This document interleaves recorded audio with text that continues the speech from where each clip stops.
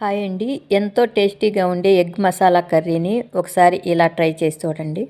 Kashmiri red చిల్లీతో పాటు ఈ masala దినుసులన్నింటినీ mixie జార్లోకి వేసుకుని వీటితో పాటు ఆనియన్స్, వెల్లుల్లి, అల్లం, కొద్దిగా పచ్చి కొబ్బరి తురుము, ఒక గుప్పెడు పుదీనా, కొత్తిమీర ఆకులను కూడా వేసుకొని నున్నగా గ్రైండ్ చేసుకోవాలి.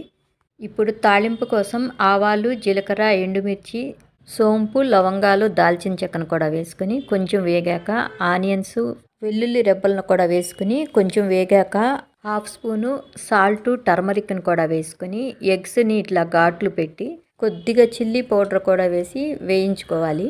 మళ్ళీ వీటిని ఒక ప్లేట్లోకి తీసుకొని మనం ముందుగా గ్రైండ్ చేసి పెట్టుకున్న మసాలా పేస్ట్ని కూడా వేసుకొని ఇంకొకసారి వేయించుకొని 3 టమాటోస్ని పేస్ట్గా చేసి వేస్తున్నాను. మీరు కావాలంటే సన్నగా టమాటో ముక్కలను కట్ చేసి వేసుకోవచ్చు. మసాలా పేస్ట్ గ్రైండ్ చేసిన మిక్సీ జార్లోనే కొద్దిగా వాటర్ను పోసి తొలుపుకొని ఈ వాటర్ను కూడా వేసుకొని కొంచెం సేపు మూత పెట్టి మగ్గించుకోవాలి. కొంచెం సేపు ఉడికిన తర్వాత మూత తీసి వేయించి పెట్టుకున్న బాయిల్డ్ ఎగ్స్ను కూడా వేసి ఇంకొకసారి మూత పెట్టి 2 మినిట్స్ ఫ్లేవర్స్ పట్టేదానికి మగ్గించుకోవాలి.